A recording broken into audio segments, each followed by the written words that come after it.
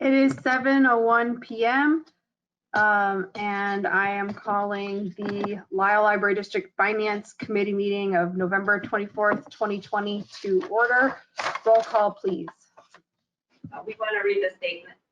Oh, that's what I want to do next.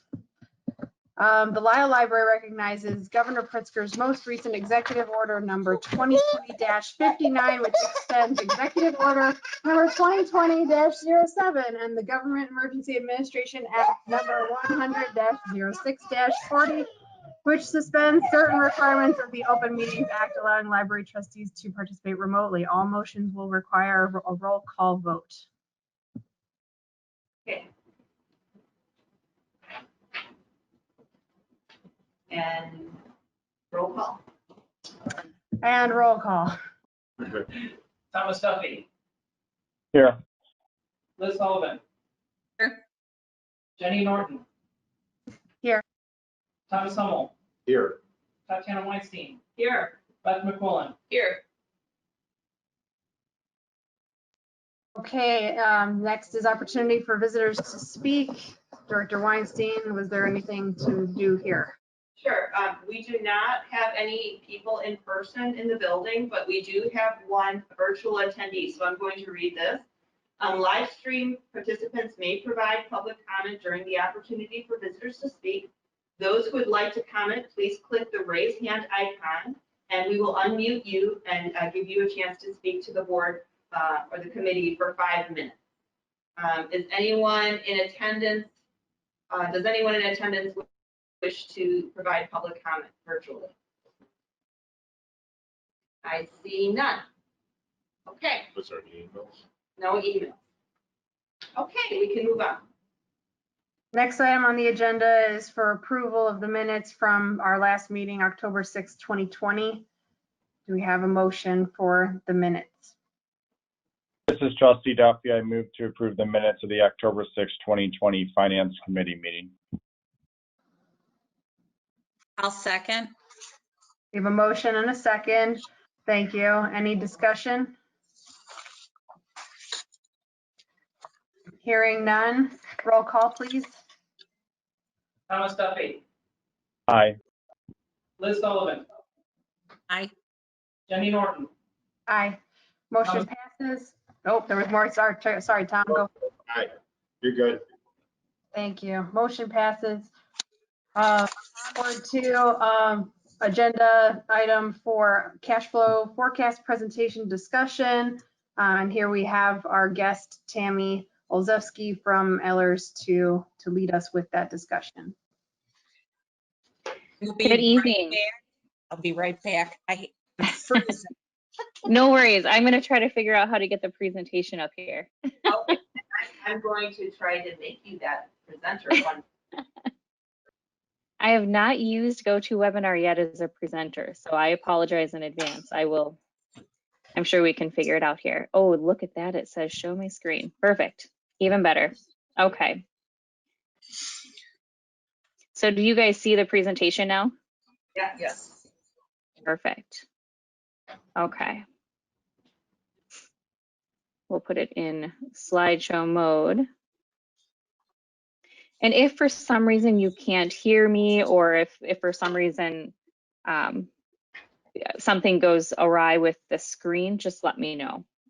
Just pause me.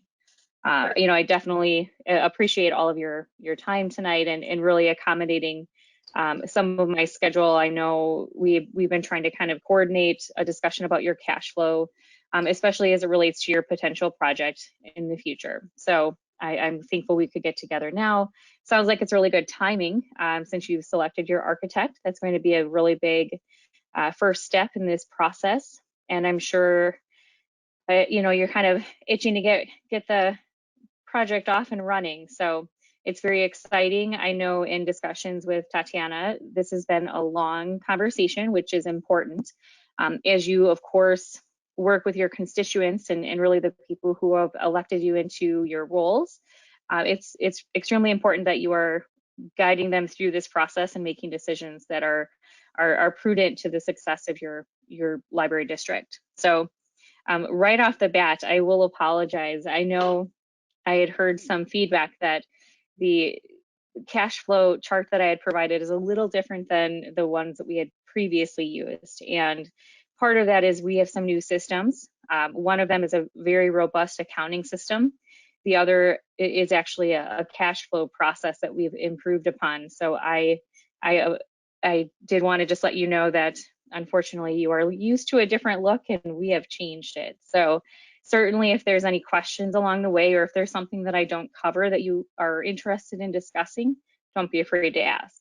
This is definitely your time, and I did see that it was scheduled for a couple of hours, so I will probably be more brief than 2 hours, but I hope that we can have I hope we can have a meaningful discussion. And I know this is probably the first time I'm meeting a few of you.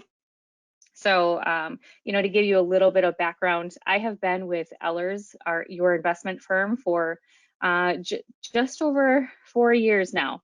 Prior to that, I worked in legal and compliance for a broker dealer. And I do have some retail investment experience as well, but really my passion is heavily based on compliance and investments together. So part of what Ellers works on for your library district is making sure that your investments are permissible and within compliance of state statutes.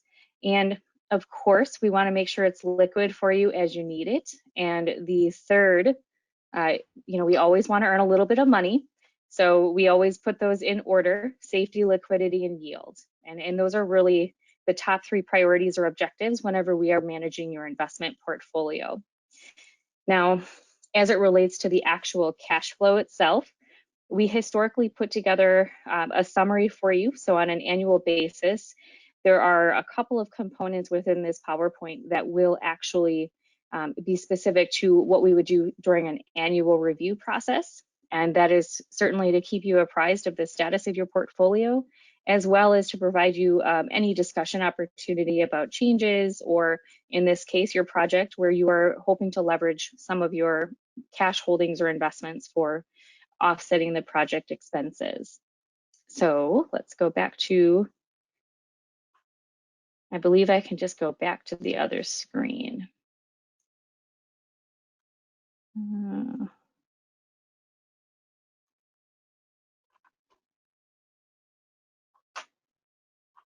And is everyone seeing my face, or are they seeing the presentation? You can see both. Oh, good. Okay. Okay. That's perfect. All right. So what we're going to talk about tonight, just to kick it off, first, I did provide a cash flow and investment summary. The assumptions that we leverage when we are setting up a cash flow are really dependent upon your internal policies. The reason we do that is every library district handles their reserves a little bit differently. Most are within 3 to 6 months. On a limited occasion, we'll see 12 months. You know, there are some very conservative library districts that want to have a whole year worth of expenses. Now, your policies right now range between 3 and 6 months, dependent upon the fund. So generally what we do is we go by way of, we assume the 6 months. We basically, across the board, we average it out, and then we can provide you with like a baseline reserve amount. Now, when we say reserve, your operating reserves can be invested, but we highly recommend that they are liquid to the point of 3 to 6 months of reinvestment opportunity. What that means to you is if I were to buy a CD today for you, you can always cash that in. We don't charge any penalty on any market CDs that we purchase for you, but it is best to have an investment mature. So if I buy a CD for 3 months, we would want to hold it until that 3 months. So we like to make sure that your operating reserves have a pretty quick turnover. So in the event that you ever needed cash, you have some available at any given time. Now, your portfolio right now is actually pretty well structured with a ladder. When we set up maturity ladders, we want to make sure that they either fit within a project schedule or they fit within your expense schedule. Right now, you actually have on the next slide, we'll see a little bit of what that trend has looked like over the last few years. But the operating reserve target, we would recommend that you keep about $2.6 million. And as I mentioned, it can be held in cash, it can be held in investments, but we always want to make sure that you have some ready stream of income available. Now, the actual assumptions that we leveraged for when we start thinking about moving forward, we really looked at 2017 through 2020 for your audits, and then we are pulling data from your 2020-21 budget so that we can tie it back to real-time data.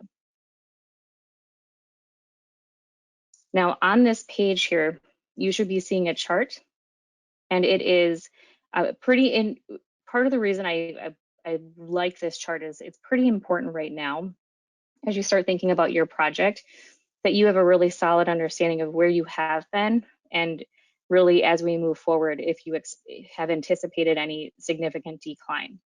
You can see from this chart that 2017 through 2020 has been pretty consistent. There's very few outliers within your year-over-year cash flow. From a revenue and expense standpoint, you're right on par with where you have been. Your operational reserves is that red line, and that we can adjust that. And really, as you start to finalize your project budget, you may want to look at if there are specific expenses that will be tied to different funds. We can always look at what cash would come from where. But really, the cash flow that you have here, you have consistently maintained between 10 and 12 million of investable or cash assets. Now, that is a combination of some banking accounts as well as some of your investment accounts. And I will also, on the next slide, we'll talk a little bit about your Allers investment account, but you also have some cash reserves, which are held within some of your local banks. And obviously, we always look to support your local banks wherever possible. And as you've been planning for the project, it has been important that we maintain some of the liquidity in the event that you have expenses related to pre-planning, or if you are getting invoices already for any of your architecture firms, or even if you have hired a general contractor, or I know you have an owner's rep. So a lot of times we want to make sure you have funds available for that. Now, does anybody have any questions about this chart in particular? Amy, I've got a couple of questions. This is Liz. Sure. Oh, sure, Liz. Red line is operational reserves. Correct. So it's money available. What dollar amount is that running at? It looks like 2.3 million. It's about 2.6. Yep. Okay. And those are funds that, as I mentioned, we would hope that you would maintain at least that amount, and that amount should remain fairly liquid, but as long as you have a periodic maturity ladder, I would say under 3 months for continual reinvestment, that would actually be funds that you have as your reserve. And really, and we can talk a little bit more about this later too, but I should also mention part of the reason that we ask you to maintain an operational reserve is in the event that you decide to issue debt, there are if you go through a rating process, there are questions that they will ask you specific to your policies surrounding your operational fund balance. So we like to provide you with some guidance there. GFOA also provides some pretty nice best practices around what is the best case scenario, or what they recommend for operating expenses. So that's a good question. That's, that red line represents about 2.6 million. And then when you look at the gray line, average fund balance, what is that amount, and what exactly is that? Is that a sum of all 4 funds? That is actually so if you are looking at, I'm trying to think what you call this, on your monthly, so Tatiana, help me out. There's a monthly report that you provide in your board packet that actually sums up all of the current assets. So I believe that's your general funds as well as any reserves, correct? Yes, all of our financials do show our reserves, our special reserves. But I do want to clarify a question that Liz did ask. The red line is your recommendation for 2.6, correct? And so I wouldn't say recommendation as much as I base that number upon your average year over year expenses. And I used so within your policies, you actually indicate that you Right. recommend holding 3 to 6 months. So I went with 6 months across the board. And as I mentioned before, we can always adjust your actual project cash flow as you begin to develop your project timeline, as you begin to determine which funds you want to pull cash from. We can always look to split that up as well. Okay, so is that, we won't use recommended, but that would be a projected 6-month operational reserve, kind of a stable line there that that's a goal. It's not current. Not required, no. And I only say it's it's recommended in the sense that you have it in a policy. So obviously I always want to tell you to follow your own policies, but it is pretty common with any sort of governmental agency, whether it be a city, town, village, library, district. When you are looking to, even within your budget, you probably factor in that you have these fund balances, and at the end of the year when you get your audit, your auditor is looking to that as well. And they do speak to a healthy fund balance as a positive in your financials. Right, and that red line is not, I meant to say, or maybe I wasn't, you couldn't hear me well, but that's not our current operational reserve line. That is something we're shooting for. Okay. That would be what I would consider your minimum. So as we start looking at your project and defining what cash you should or shouldn't be using, we would say that normally you would not want to spend much below that line. Correct, okay. Yep. Would not want to spend much below that line.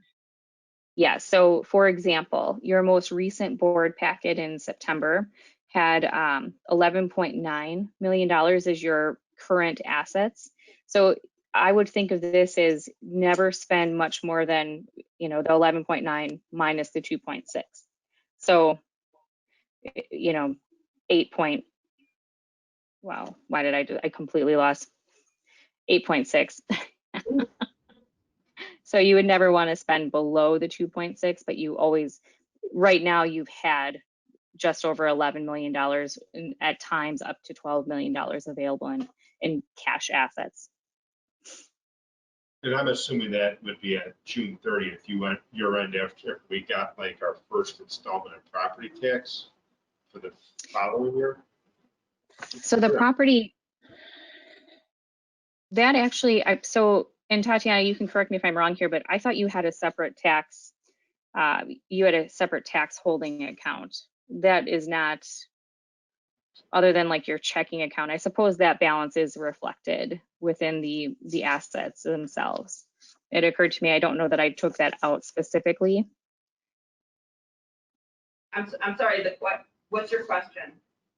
So he's asking, is the current assets, are those reflective of tax balances? So when you get your tax roll, okay, yep. So it does fluctuate throughout the year, year over year. And what I did, just so you guys know, in an attempt to offset, the adjustment for the taxes, the data that I pulled for each year end was really, as of like I would say September. I always pulled the September balance just because it was the most recent one I was looking at. So that way we could actually see, you're pretty much, when do you collect your second payment? Is that August, right? So it should be pretty consistent across the board. And then the orange expenses, that includes special reserve expenses too, correct? That is all expenses taken from, between your audits and your most recent budget. So it would be all expenses. Mm-hmm. So I just want to make mention is that we look at, when we talk about revenues and expenses, and we show our documentation, and I don't know, Tammy, if you saw that, is that we show revenues and expenses by our general fund, and then we'll also show revenue and expenses by a special reserve. And we use a reserve a number of different ways, whether it's special reserve, operational reserve. So I think it can get confusing sometimes for the public, but just letting you know that that's the language we're using in our financials. And I will apologize in advance. Every state calls their funds something a little bit different. So if I'm saying something wrong, just tell me. When I'm looking at the sheets, the funds that we looked at were corporate, IMRF, FICA, working cash, interest, special reserves, and then we did, so you actually have a note on here that the total funds without special reserves is a separate line item. So we actually looked at both. So just so you know. To me, I don't think this chart, I think this chart is very difficult to understand. So I'm not going to ask any more questions because I'm hoping as we go through the rest of the presentation, my level of understanding will increase. Oh, sure. And don't be afraid to ask questions. As I mentioned, this chart in particular, the reason we did it the way we did was so that we could show you a few years back so that you have a good perspective on it. Ultimately, all this chart is supposed to show you is that things have not changed dramatically over this time period. So you should feel confident as you just start determining how much cash you want to use towards your project. You can have confidence that you have funds available. And really that was the intent of this chart in particular. Okay, thanks. So thinking about your total assets that you are reported on monthly, that includes not only bank assets, which you have, it looks like Fifth Third Bank, as well as US Bank, e-commerce, a couple of money markets at like Lisle Savings Bank and Illinois funds. So typically those are cash assets. Those assets they vary within day to day as well as month to month, the rate that you are earning as far as income on the funds. CDs are the only thing that would be locked in. And of course, I'm sure Tatiana covers some of this in your monthly board packet as well, but the actual assets within those that is available to you, it's very liquid. If you need them tomorrow, you can generally get them within a day or two. The other component that we will talk about today is your Ellers account itself. Now, the Ellers account is the actual account is set up to have a portfolio ladder. What that means is you have maturities periodically. That actually is based upon a strategy where if you have periodic reinvestments, you theoretically could take advantage of any uptick in interest rates, but you're also protected in some fashion against the decline in interest rates. So the portfolio is set up. There are two things that I'll talk about on this page here: the asset classes and what they call exposure. This chart sort of provides you a summary of the types of investments held within the account. They're all permissible under state statute, and they all fall within your investment policy. And you can see you have a couple of different investment types. So you have CDs and you have municipal bonds. There's also a money market fund right now, which is just over 17% of the portfolio.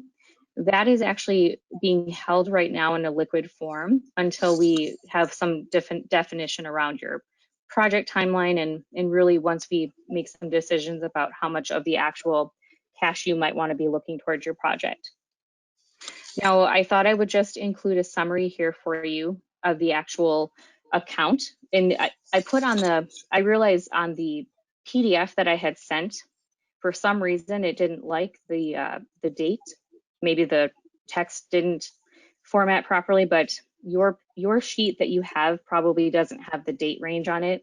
This in particular, I put on here July 1st of 2019 through June 30th of 2020. So I wanted to capture an entire year for you. So you can see here that the beginning market value is just over 3.6 million and the ending market is just over 3.7 million. There's about 76,000 in interest and dividend received. And these are on, these various investment types that we have laddered out for you. The transactions, you haven't pulled any funds from the account. Historically, you have not really leveraged any assets from this account. Our recommendation is always, of course, to seek cash type assets first before you start taking from your investment strategy, but certainly these funds are available to you in the event that you would need them. The book yield that we list here is 1.65. This is actually ahead of the current market trends, but we are seeing reinvestment rates significantly lower than what they were in the last couple of years. Now, we also like to highlight for you that the credit rating of your securities, we always like to maintain those above an A. On occasion, we will purchase insured investments or investments that are based upon a credit enhancement. So if you think about CDs, there are times where CDs are purchased from a bank that may have a lower credit rating, but because CDs are FDIC insured, you can feel confident that your principal amount has some level of protection to lower your risk. The actual portfolio itself, just so you are aware, your longest maturity right now goes out to October of 2022. Typically, we like to see a couple of years. Right now, our recommendations for a lot of our clients, unless they have a particular reason to not reinvest, is to look at the 2 to 3 year range. That's where we're seeing the most yield opportunity. In your case, we have kept some of your money market. About 1.6 million is actually held in, it's a money market account within your account, and that we've actually held in liquid form, as I mentioned, just until we make some decisions on which cash you want to use. But ultimately, I thought it was good to just take this opportunity to provide you a little bit of an explanation of the two types of asset classes that you hold here, as well as some of the actual cash assets that you hold with your various local banks in the Illinois Fund.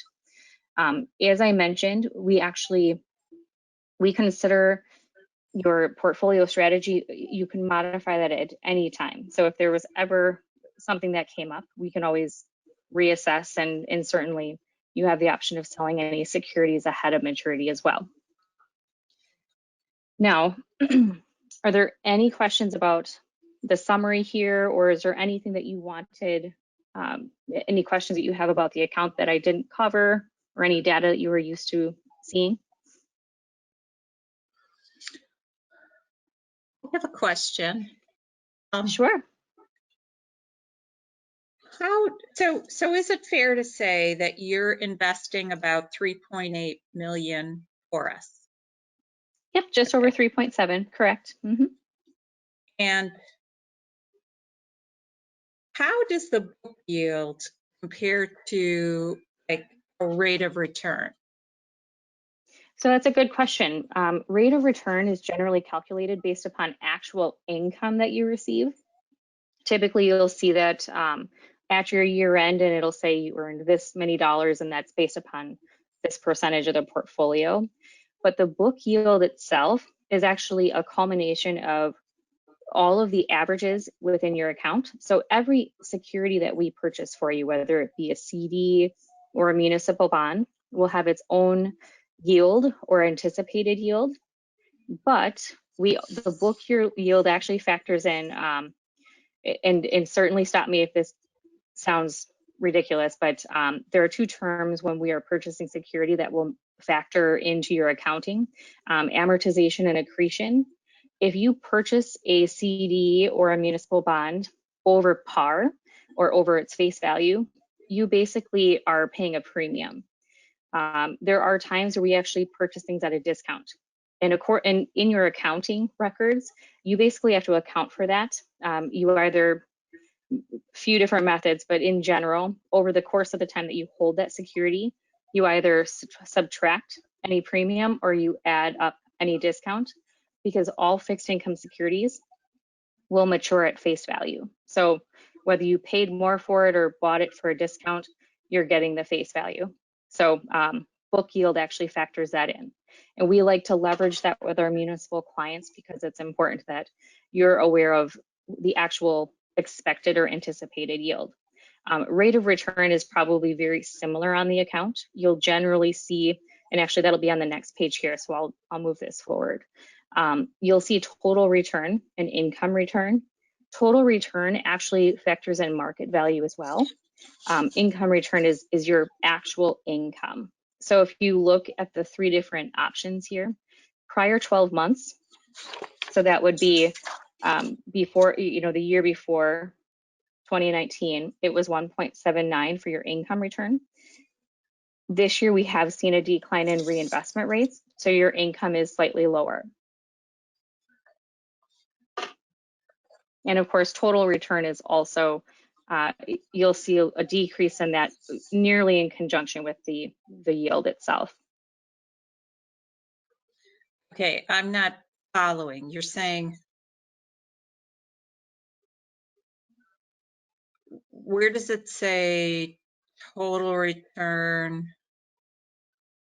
So Okay, on that's page correct. 5, yep, so page 4 is really just the overall summary. Okay, And the book yield is about 1.65. okay, That actually is an anticipated yield, and it's really what we expect those securities in your account to pay. And it basically adds in or removes any premium or discount that you would purchase the security with. And then how it correlates to this next page on page 5 is that income return. So the income return itself is income that you have earned in the portfolio as a percentage of market value. And the total return is really factoring in from a cost standpoint, what you purchase your securities at compared to what you earned on it. And you will see now, when we spoke a little bit before about reinvestment rates, yields have come down pretty dramatically over the last year. To give you an idea, the Illinois funds right now is, hanging on right around 0.10%. So that doesn't sound very exciting, considering that a lot of the investments we were purchasing in 2018 and 2019 were, upwards of 1.5% and 2.5%. So as you start to see reinvestments decline, you will also see the total return and income return on these charts start to decline as well. so as reinvestment percentages, what we can earn from reinvestments decline. Correct. Part of that is because we're so restricted in what we can invest Yeah. in. Okay. Yes. So even though the stock market, past 30,000 today, really doesn't impact us because we're so restricted. It's kind of, keep in mind, it does have an impact in the sense that the overall market position of a lot of these underlying investments can be impacted. We don't typically purchase corporate bonds for you. You have that as an option within, permissible state statutes. But to give you an example, most of the corporate bonds we're seeing right now are not any better than what we're seeing on municipal bonds. And part of that is, it looks a lot at the rating as well as the underlying financials. So when you see the markets fluctuate in the way that they do, that has an impact on a corporate company, what their valuation might be. And it does impact their potential for reselling or their marketability on their municipal bonds. That being said, there are some instances where we can look at riskier investments. We typically do not recommend that. At the end of the day, if you took all of your money and put it in a mattress, you're ultimately putting it in a safe place. You're not investing, you're not at risk of losing principal. So we always want to say, hey, safety first. But yes, to answer your question, interest rates have become extremely low. And really, 1-year CDs are around 0.10. Sometimes we can find what we call a secondary market CD, where we're going and buying it from somebody. On occasion, we can pick those up a little bit higher, but really where we're seeing the most opportunity right now is actually in municipal bonds. And municipal bonds have a far greater return compared to like a CD, but it's also a lot less risky than a corporate bond.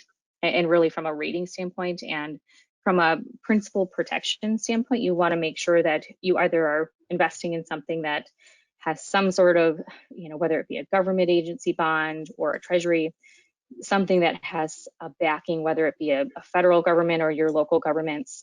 You know, when you issue debt, or if you issue debt in the future, they consider those general obligations of the municipality, and you basically you owe the person who purchases your debt your principal and interest payments. If you need funds to get the payments, you have taxing authority. So it's you know, there's some level of risk with any investment type, but we certainly want to keep them as low risk as possible.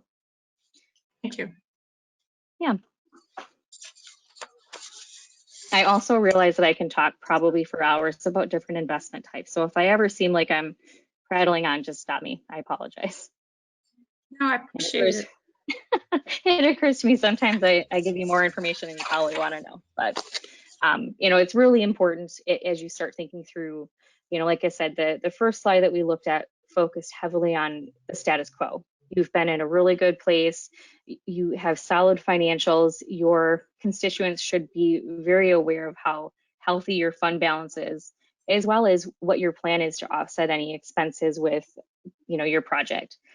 Ultimately, you have a lot of decisions to make. Your first step in selecting your architecture firm, they're going to really guide you through the process of the type of project that you can complete and what the cost will look like. From there, you have even further options. And as you get further down that process, I'm sure Tatiana and I will be in touch. As I mentioned before, though we want to maintain your operating reserve at a set level, we can accommodate the various requirements based upon any policy requirements for each fund. From there, you can also determine what type of cash you want to pull from. Obviously, we would recommend that you leverage any actual cash before you start leveraging investments, but all of these funds are available to you. This is money that the library has done a really great job of saving, and it's available to offset those expenses for you. Now, that being said, we can get to the fun part. So project funding options. I put this page in here because it's extremely important that you are all aware. You know, the issuance of debt, it sounds very simple when you start thinking about, oh, you just issue some debt and you get some money and you make your project work. But it's very complex. My background, just so you know, my firm actually is a municipal advisor. However, we lost a couple of our key, you know, municipal advisors in Illinois a couple of years now. And so I have some experience as a municipal advisor, but I am not a complete expert. And I highly recommend partnering with a municipal advisor and bond counsel to really help direct you through this process. I am available to help. I can give you baseline options and really talk through the process, but it is extremely important as you start making decisions that you are doing everything within your legal authority as well as what's really in the best interest of the library district. There are certainly some things along the way that I can guide you through, but I always recommend that you always should select somebody who is an expert in their field. I am an expert at your municipal investments. I can guide you through some municipal advice, but I would even hire an independent municipal advisor. We have several that we have worked with over the years, and really we closed our office in Illinois a couple of years ago. We had some really solid individuals retire, and it's actually very difficult to find an expert in a municipal advisor setting. So we found a couple of people that we're really comfortable working with.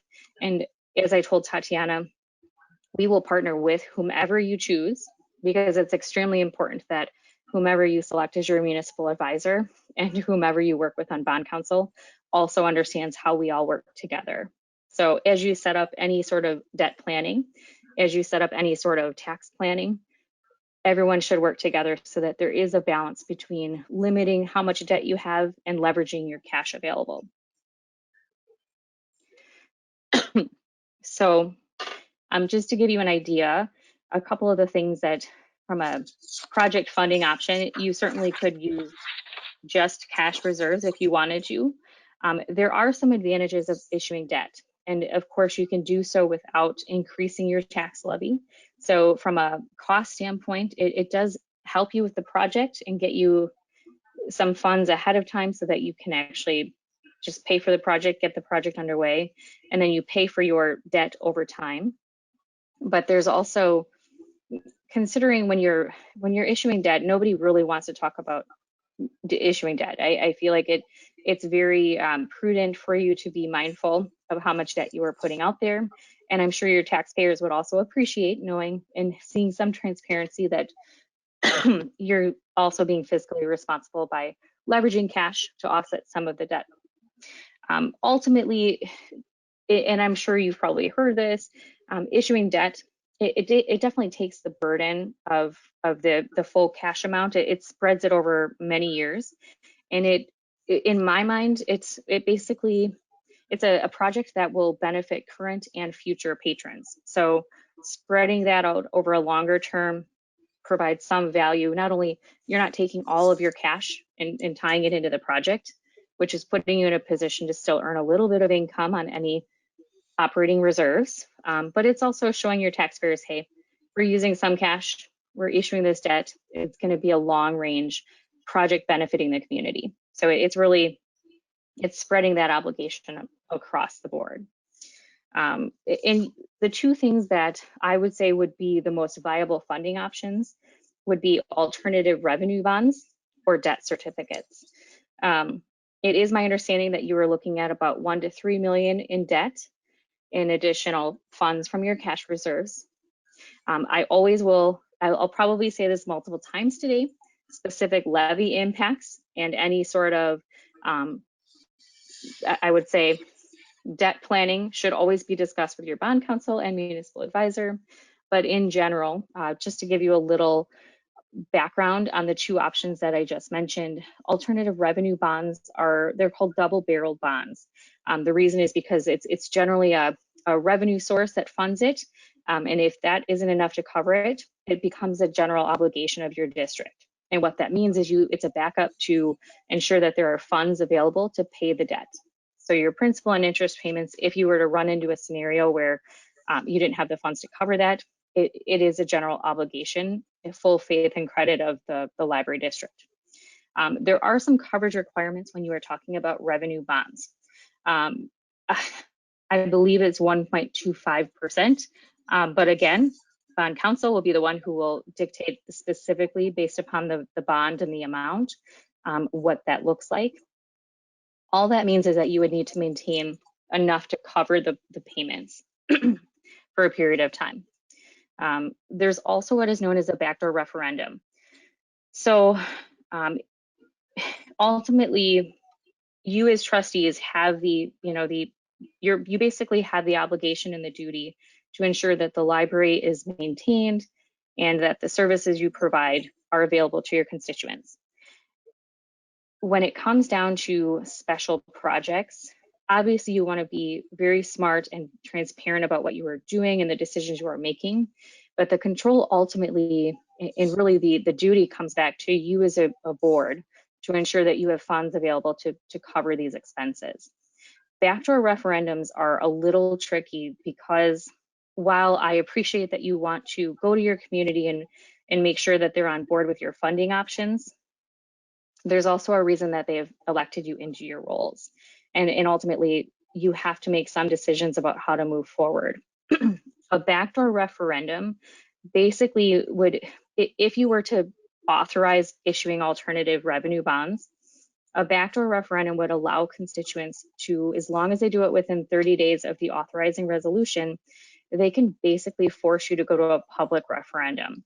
There are some unique requirements there. From a signature standpoint, it depends upon how many registered voters you have and your population, but it's often a percentage of how many registered voters you have would have to sign basically to block you issuing the debt.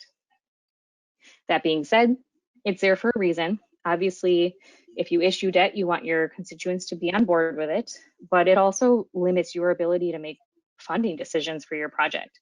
And I think at this point, you've identified, both through community surveys and through work that you have all put into identifying, necessities for not only, you've got some maintenance that you want to be doing, you have some renovations to get you guys, up and running with any sort of, like, I think about COVID and the fact that you probably want to have some additional resources for people to have access to the library. So all of those factors, you're ultimately in the seat. You know, you've got to make decisions about how you're going to fund this.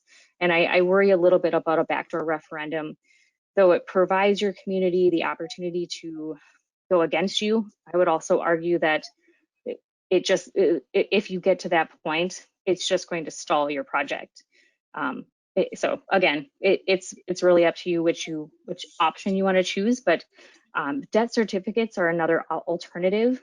And again, this is not, there's no separate tax levy. It's not increasing or going outside of your budget. It's really just putting you in a position to obtain financing. It's very similar to a general obligation bond. So as with debt, you basically are getting a loan for a set dollar amount, and it's payable over a set number of years. So for you, it provides you a little bit of flexibility. You can, you know, issue the debt, and from a timing standpoint, you have plenty of time to make these decisions, but you can leverage existing cash, you can issue debt later, combination of both, but ultimately the debt certificates put you in a position to make the funding decisions that are going to be in the best interest of your district. So it really, and I did put on here, it's similar to an installment contract. So you're going to get the funds the day that you close on the bond, very similar to a loan, but you make those principal and interest payments over a fixed period of time. And it's paid from available funds of your district.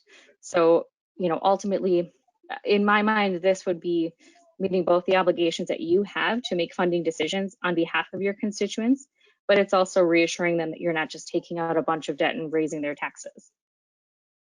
So those are the two options that I would say are most viable based upon the discussions that I've had previously with Tatiana. But you know, ultimately, and again, I'll say it, I would highly recommend that we find you an independent municipal advisor to partner with, just so that you can have you know, I can give you all of the understanding of how much cash you can put towards the project, but I think you need a specialist to ensure they're guiding you through the debt issuance process. So does anyone have any question about those two options or about other types of debt that you have heard of?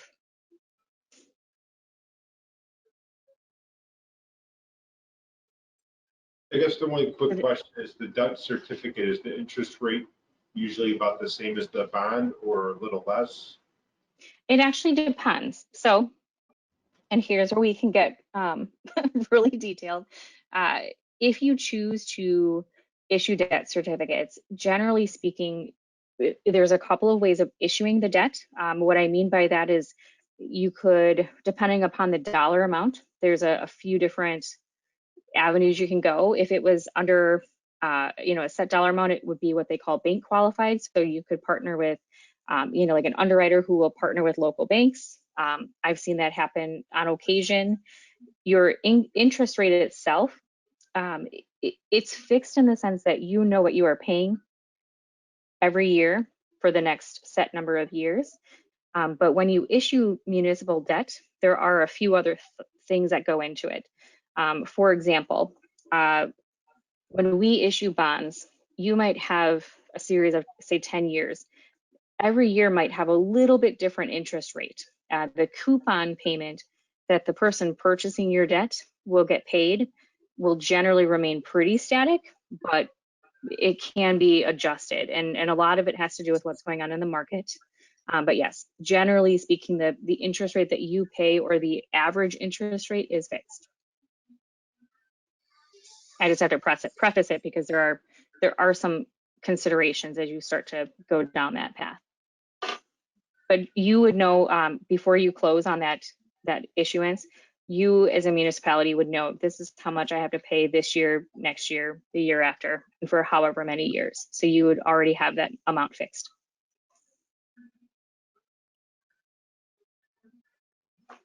Any other questions? What's the downside of debt certificates? Of debt certificates? Yeah. You know, they're actually pretty easy. There is no separate tax levy available under a debt certificate. So when you issue debt certificates, you're basically saying we already have the money, or we have we actually already have an appropriation to cover the payments. So I think there are some instances where a municipality, if they don't have the ability to within their budget pay for it, they do have to have a different type of debt issuance. So, because they want to add or increase taxes. So if you were to go to referendum, there's certainly some tax advantages there, but debt certificates, really the limitation is it's within your budget constraints. So Tammy, would it be correct to say that since the library has some savings, issuing the debt certificate is a way to, it's another way to say that we are completing the project without having to raise taxes. But I also want to ask this about the alternative revenue bonds.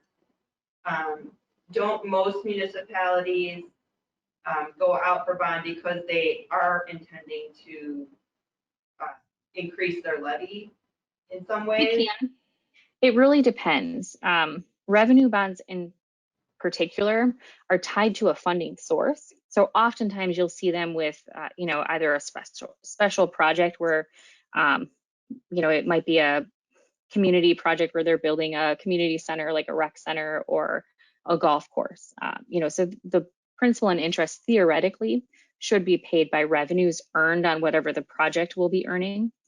But you're right. A lot of times municipalities issue debt because they need money or they do need to raise their tax levy. So debt certificates are really a nice way of saying, hey, we want to spread our debt obligation over a period of time. It really puts you in a position where you can leverage some of your cash, but not take it all. And it's kind of like buying a mortgage. Even if you had the money to purchase your entire house, it may not be prudent. There's some tax advantage to not doing it. There's, really from a budgeting perspective, you have a more consistent approach to just not taking all of your savings. You've got sort of a long range plan. So I think as far as it shows to your taxpayers, it does show that you've built up these reserves, you have some funds, but you're also being smart about not completely depleting them because we just don't know what's going to happen over the next few years. And certainly we hope nothing major, but again, part of making prudent decisions is making sure when you're budgeting that you have some reserves, you've leveraged some of your funds for the project, as well as this debt payment, which provides you a nice, even level budget for principal and interest.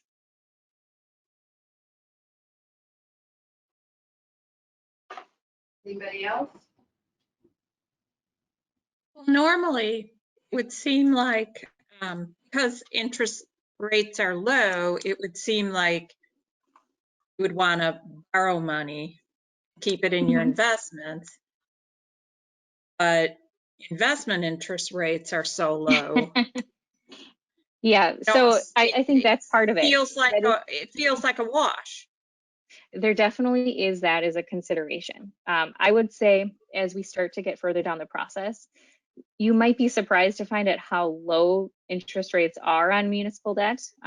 So you very well could be able to actually offset some of the principal and interest with, I would say if you left some of your cash invested, there could be an advantage. And really long range, I would say right now, interest rates are extremely low and they could stay there for another year or two, but 3 years, 4 years down the road, you very well could be earning a significant amount more on your excess cash than you're paying on your debt. So really from a long range planning standpoint, that's where as you make these decisions, we can talk through it. And really, you're exactly correct. Right now, interest rates are extremely low. So it's good for you issuing debt, but also not great for your reinvestments. So it's kind of finding a balance between the two. Okay. Anybody else? Okay, I think we went through 2 agenda items at once. Oh, sorry. I realized I put it all in one presentation. That's great. Somebody should have stopped me. I'll talk for hours. But I think that was the last slide, correct, Tammy? That's correct. Yep, I have my contact information in your packet as well. certainly reach out if you have questions or if there's anything that pops into your mind after we jump off the call. Never be afraid to ask. You know, this is a very important project and very important decisions must be made so that you are doing what's in the best interest of your library district. And I'll say this, so trustees, if you have questions, please filter them my way, and then I will send them to Tammy that way, and then I'll Yes. share with everybody. Yep. And just, yeah, if I get an email, I actually have to include everyone on it. So, yeah. Okay. All right. Treasurer Norton, do you want to wrap this? Anyone want to make a motion to adjourn? Before we do that, we just get opinions on what people think about looking at a monthly cash flow analysis. I think I put together a spreadsheet that probably went out to everybody. I don't think we need a monthly one yet. I don't think we need a monthly one personally.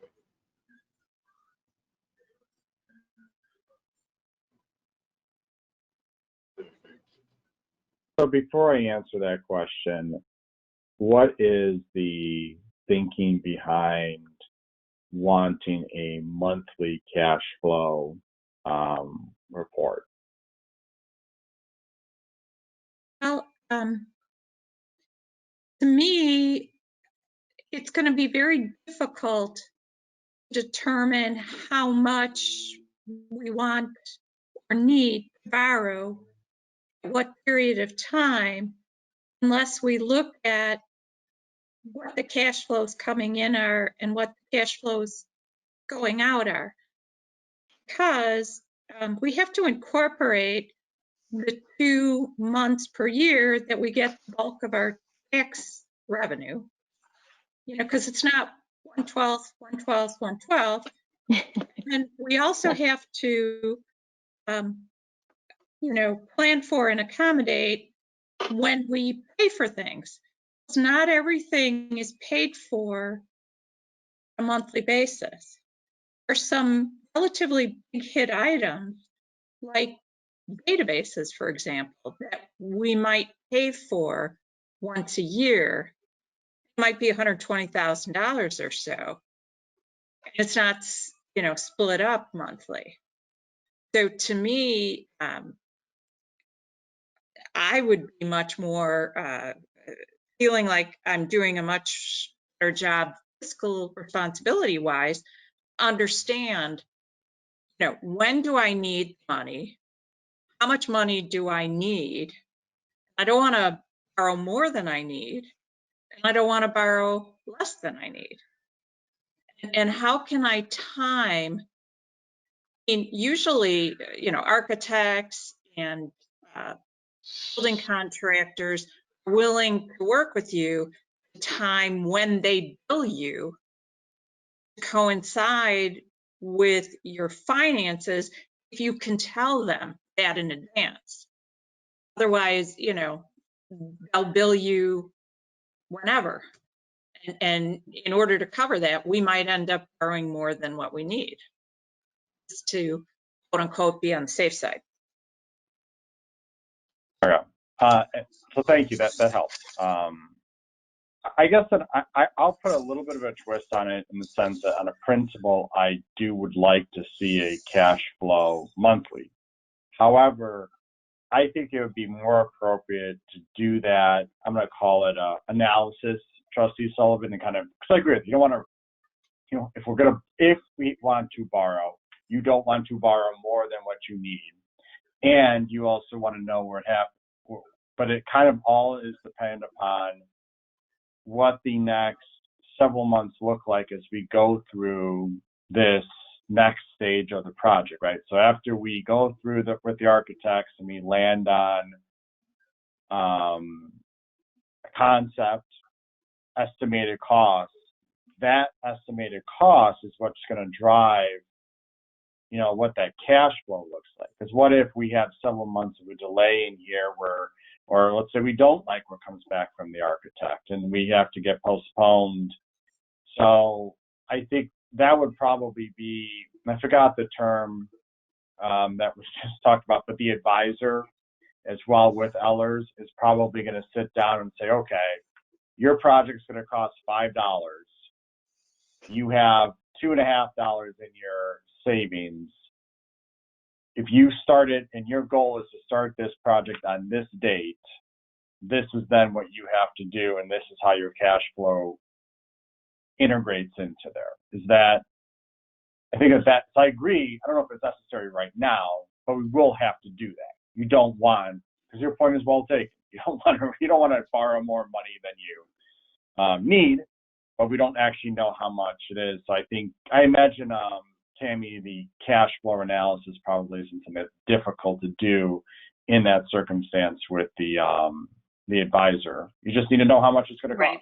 And Yes, I agree. And I think the very next thing that I would recommend is as you begin to discuss with your architect the project options, that is really where you will start to determine, from a timeline standpoint, they'll give you guidance on, if you do this, it's going to take this long. If you do it, the next option, it'll be X long. Ultimately, issuing debt as well, you have a lot of flexibility there. You also can dictate your payment dates. There's some flexibility there. Certainly there are times of the year where it's pretty common for debt payments to come in, but there is some flexibility there as well. So certainly when you nail down your project expenses, when you have an approximate, oftentimes they refer to it as a project draw schedule, that is when they anticipate receiving payment from you for any expenses that they've incurred. Those two things, along with some of your debt options, will help us define for you a little bit better cash flow.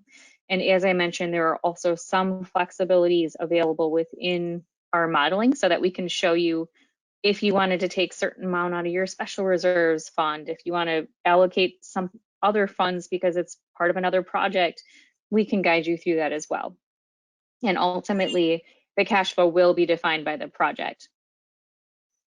Another question for you, Tammy. Is it possible, you work with any of your clients to, instead of looking at investments maybe twice a year or something, and moving money, I don't know, how often do you move money for us? It really depends. So to give you an idea, we actually have periodic maturities, usually every few months. On occasion, we'll find a good reinvestment option that doesn't necessarily fit into the 3-month reinvestment model, but generally it's every 3 months. The reason I'm wondering is because if we, looked at this on a regular monthly basis, I'm wondering, and if we gave you strict parameters, like, everything up to a certain amount should be invested in something that has a little greater maturity. On the operating side, well, actually in our 4 funds, right? Would we making more in terms of investment returns? There is some advantage to going a little further out on the yield curve. Not always, but right now we're seeing the most opportunity in maturities that are a little bit later in 2023 and early 2024. Now, the risk with extending out your maturity ladder is that if interest rates by some, we're all hoping they go up. I really hope I'm wrong, but we expect them to be low for a few years. If they were to start suddenly increasing, you're locked into a set rate, and it could be lower than market rates. So yes, we historically, I would say, have recommended longer maturities. On occasion, we don't. Sometimes I will say, you know what, we're not seeing a lot of great options. Sometimes I'll recommend a callable maturity, which puts you in a position where if it gets called, it could be to your advantage, it could be your disadvantage. But ultimately, the longer maturities are generally a little higher right now. So just to give you an idea of how the markets all work together, you'll hear a lot of times people talk about the Fed funds rate. So, the Fed chairman came out back in August and basically said that they're not going to raise the Fed funds rate for, at least through 2023. Typically, when we see that, interest rates will remain pretty low, within reason or within the range of where the Fed funds rate is. Similar on the short end of the maturities, you'll see them nearly identical, the Fed funds rate. A little bit longer on the maturity ladder, you can pick up some yield advantage. But, if anyone remembers back to 2008, 2010, rates got to be about where they are now. And we didn't really see a pickup until 2015. So it took a very long time to recover. Even if the Fed funds rate were to start to increase over the next year or two, it could take another year or two beyond that to really see a full recovery. So I guess my question is, if we don't do some sort of cash flow analysis, say on a monthly basis, the way I'm viewing is we can't even get up to bat, take that swing, because we couldn't tell you whether or not we can give you more money. Well, the good news is that Tatiana knows every month. So in some respects, it might not be charted out, but every month that when you guys have your meeting, she is presenting you with your full cash balances. So it's important that, we make note. It might not be in a chart format, but there is the visibility of maturities that are coming up. Monthly, there is that cash flow report basically in your statements, and it really summarizes your investment maturities that are coming up. So there is some cash flow that's done on a pretty continual basis, but really as you start to dig into your project, it will be important for you to understand what their project requirements are and what your draw schedule would look like from the project standpoint. And that way we can try to match that up with your cash flow. So certainly at that time, we would do a little bit different type of cash flow. Right now, I think it's important to note that you've had your cash levels remain about the same year over year. But as you dig into your project, we will certainly work with your municipal advisor, as well as any project specialists that are helping you to define what your month-to-month expenditures would be.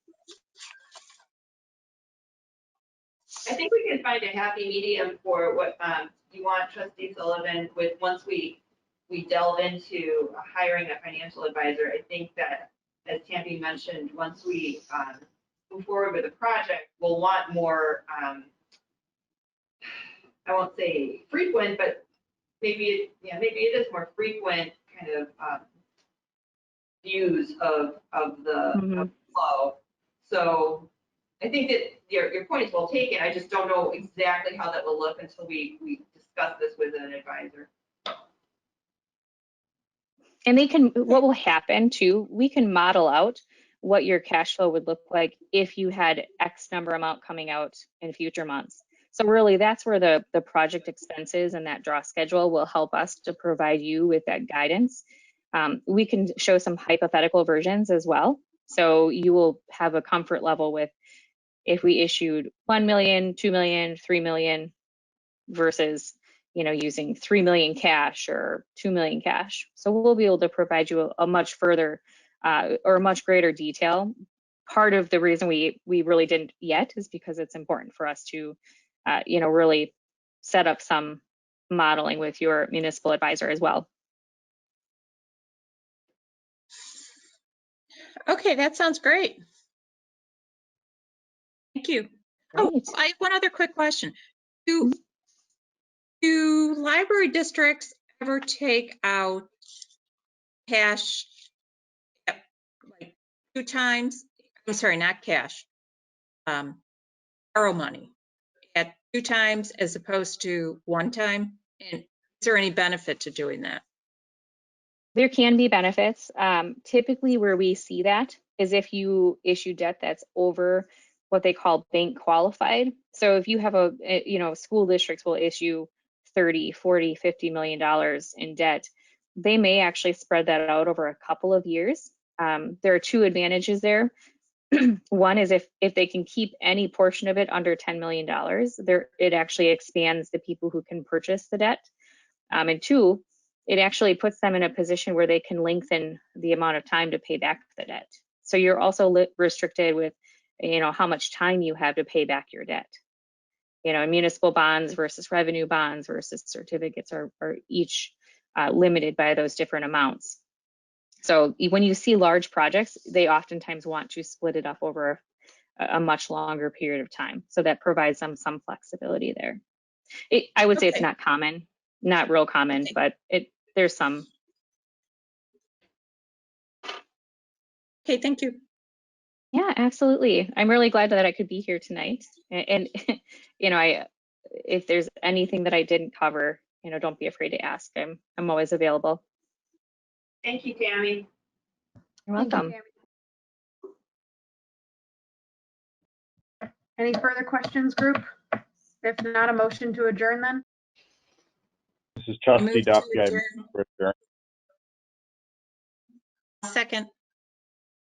We have a motion to adjourn from Trustee Duffy and a second from Trustee Sullivan. Any discussion? Hearing none, roll call, please. Thomas Duffy, Aye. Liz Sullivan, Aye. Jenny Norton, Aye. Thomas Hummel. Aye. All right, meeting adjourned at 8:12 p.m. Central Time. Thank you, everyone. Thank Thank you. you. Thanks, Appreciate it. everyone.